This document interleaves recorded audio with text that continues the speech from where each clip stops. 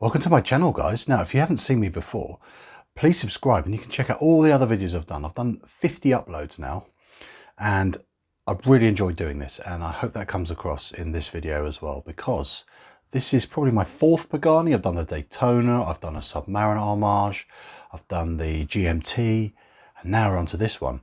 I've got a thing for these dirt cheap Pagani designs, and if you're interested, or if you've got a few already and want to see what this one's like, hopefully you'll enjoy this video. And I'm going to give you a few tips with regards to these Pagani design watches, what to look out for, and give you a hint of what kind of changes you can make to improve any little quality control issues they let slip through the net, which is quite common, I have noticed, but nothing too drastic and nothing you can't have a go at fixing yourself. Bear in mind, these watches are 60 to 70 pounds, sometimes a lot less.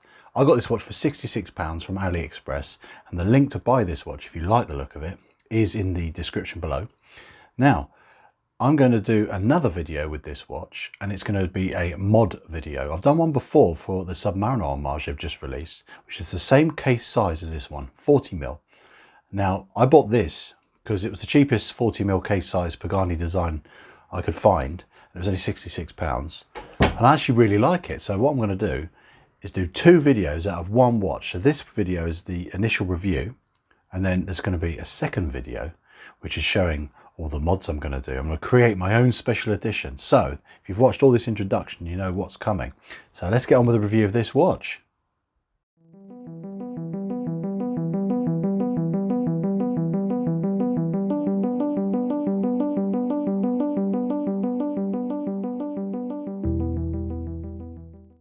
So here we have it. What a gorgeous piece. So this is based on the Rolex Yachtmaster. There's a picture here of what a Rolex Yachtmaster looks like. Now, Rolex Yachtmaster, they can cost over £20,000, and I paid £66 from AliExpress, and they've already gone back up again in price. It's so random. I don't know why, but I'm sure someone will tell me. And I'm really pleased with the price I paid, because I bought this as cheap as possible, because part two, if you will, the next video I'm going to do is going to be a full mod video. I'm going to be, if you're into mods or seeing how a watch can look different and how easy it can be to change aspects of these kinds of watches, in these two little containers here, I've got a selection of parts which I will be swapping out. And I've done this before, so if you're into that kind of thing, just as a heads up, I've had a very popular video where I did the same thing to their Submariner homage, and this is the outcome of that. I love this watch and I wear it all the time. I'm really pleased with how that came out, and that got me really going, and I thought, oh, I want to do another one. So I wanted to do a two-part review, really, because I wanted to see one of these anyway, the Yachtmaster homage, because they've got this interesting bezel insert, which is still ceramic, but the way they've etched it out and machined it, it looks really interesting, and I like it. So it's more of a sailing watch, as opposed to the other watches are more dive watches. So I was really intrigued and I wanted a closer look. So what do you get for your £66 with a Pagani design watch? Well, you're still going to get a really good spec. That's the main thing. You're going to be getting value for money.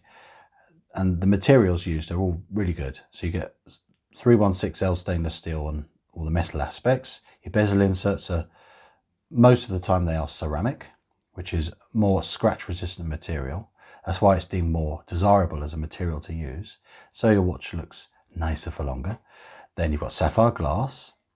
They put a Seiko NH35 movement, which is fantastic. It's reliable. It's got approximately 40-hour power reserve. It's relatively low beat, so it's not going to be highly strung, if you will, and need servicing regularly. And if it breaks, you can just stick a new one in. It's so cheap and easy to look after and not worry about. 100-meter water resistance, a screw down crown. Then move on to the little details which they've got right. As the crown itself is signed, then you've got nice detailing on the solid stainless steel bracelet. Smudge, that's the trouble with the polished aspects, they smudge so easily.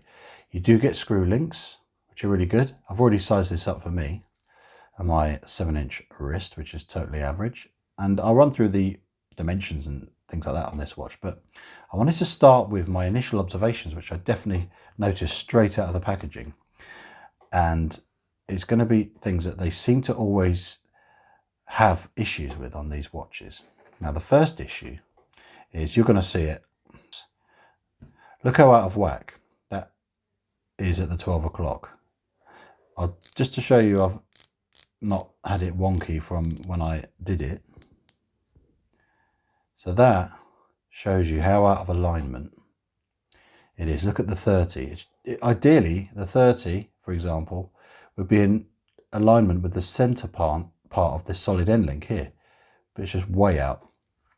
And then you look here, this indice or line at the 15, which should be in line with the center of the crown, it's just not. And then you've got the triangle at the 12. It's just not in line. And I've turned this probably 100 times today. It just doesn't line up. So problem number one, wonky bezel. And the way you can realign this is quite straightforward. I won't do it because I'm going to do that in my full mod video. But what you do is you get a container, you take it out of off its strap, and you place it down that way, and then you put nail polish remover. You pour that in until it's just soaking the bezel. An hour later, you take it out. I recommend wearing gloves because that stuff stinks and you don't want it all in your skin. And then you just give it a turn, literally just like that, against anything grippy on there, and it just slides off. It's fantastic. So effectively that melts just the glue. It doesn't damage anything else. I've done it a few times and it's no damage at all. Then you clean it all off with cotton buds or Q-tips and you give it a rinse. It is waterproof to 100 meters, so you don't have to worry about that. Then you rinse it all off, clean it all off with all those bits. Then you can re-stick it down with hyper cement, watchmakers glue. There's so many other things, 3M rings, which are about that big, which the right dimension to stick on. And that is for re-sticking a bezel on. But if you want to see all that in action, check out the next video, which is coming. But that is something you can fix on these types of watches. The thing is, you can't fix, other than removing entirely, are the Cyclops. This one is in alignment. It's a very good magnification, 2.5 times magnification. And the Cyclops itself is made with sapphire as well. So you get good magnification on the date. But I prefer to not have a Cyclops at all anyway. And I'm happy also to live without a date anyway. Generally, I know what day of the week it is and what date of the month it is. I just like to tell the time. And I like the neater look. I think a Cyclops with a date makes this whole area look a bit fussy. And when the hands are in that area, it can make it look a little bit cluttered. So another thing that is worth noting is they've got the hands right on this. The length of the hands are fantastic. See, that's just the right length. It just sails past. So I'll unscrew the crown and show you. You see, it lines up perfectly with the edge of the applied indices. And then the hour hand, let's go around. That's probably a tad too short, but the seconds hand's good. It's nice and long. I like it when they get the hand lengths better. You know, it lines up better with all the markers and the indices. That's little things that I think they should get right on these watches. And as you can see, this movement, it has hacking, which is great. So you can do accurate time setting. The logo, another thing worth noting is it's a weird looking logo, but to read it correctly, if you turn it to the side, see there's a P and a D, but it's sideways. But they've tried to keep it looking like a shield. So it's like a up on the slant P and a D, which I think's strange. And I think they should have done Pagani Design, ditch the Explorer, Pagani, then design underneath. It would have looked a lot neater. That's just my opinion, guys. Then, so the other thing I noticed about this ceramic bezel is it doesn't seem to fit flat, like the same all the way around. So it's almost flush there, yet then around here it's about 1 millimeter proud. So these are little things you're going to potentially notice.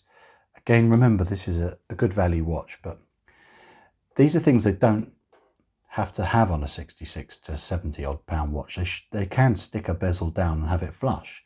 So it bothers me a bit that they can't just be consistent. And a lot of you are going to remember previous videos. There's always little issues with these watches. And that's not the same with all Chinese homage watches. Pagani seem to fluctuate. It's always often with bezel inserts. They seem to have issue with alignment, Cyclops alignment. And there's often problems with the bracelet. People are quite protective.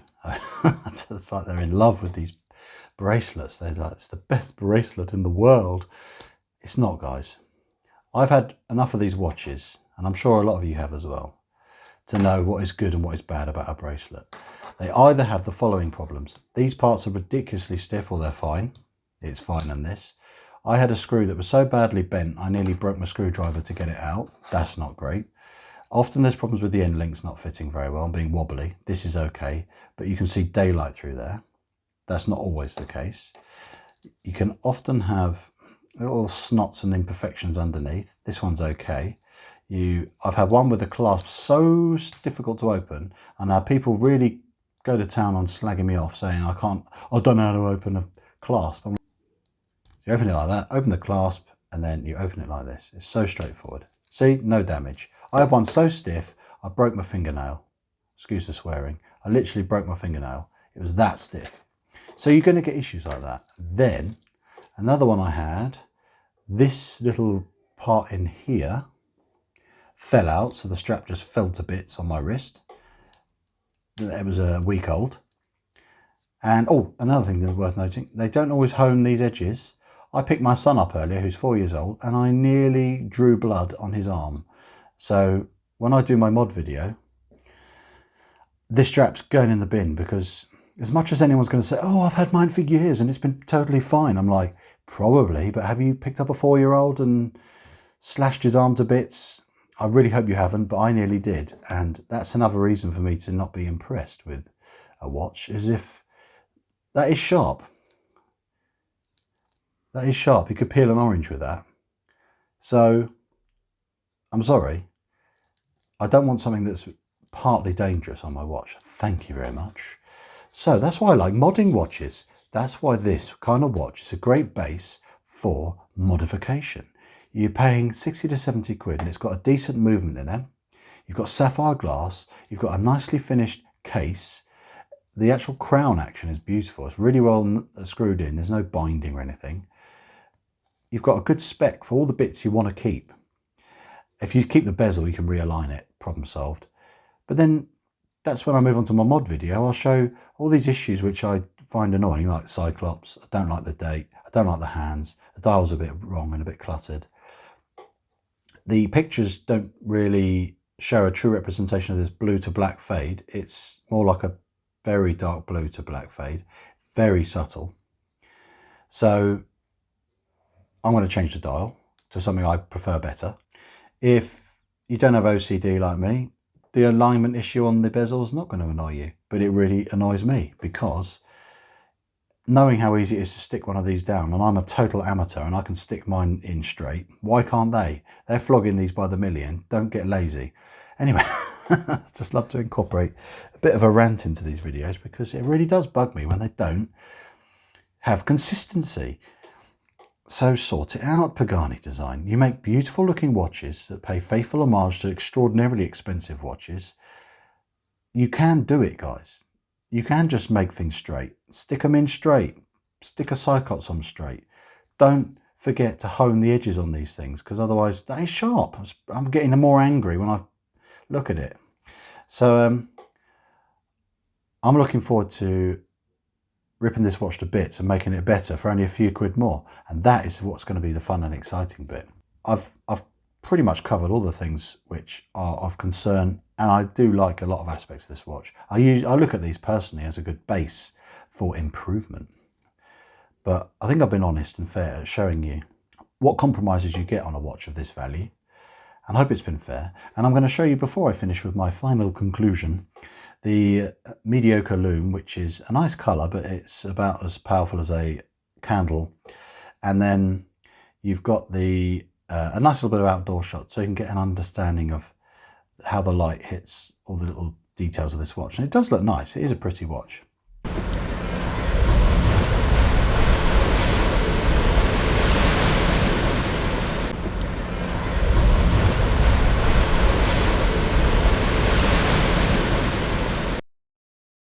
So final conclusion is, this is a great base for modders like me.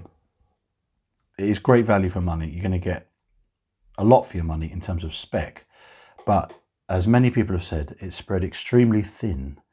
I love that analogy. It's like butter spread very thinly on a slice of toast. You get all the speck, but they need to do more with that speck better.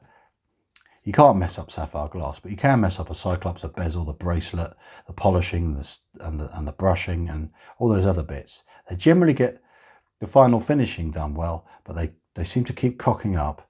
Bezel insert alignment and the Cyclops. And I know many of you are going to say, oh, I've had a few and they've all been perfectly fine. Well, I've had 4 and nearly all of them have had issues. And I'm an idiot for keep buying them, but I am an idiot because I love watches. So thanks for watching this lovely review. Partly a rant video, but that's going to help me build a case to justify upgrading the crap bits with these new bits, which I bought from DLW Mods. And I've bought bits from them before and they are brilliant. So keep your eyes peeled for that next video.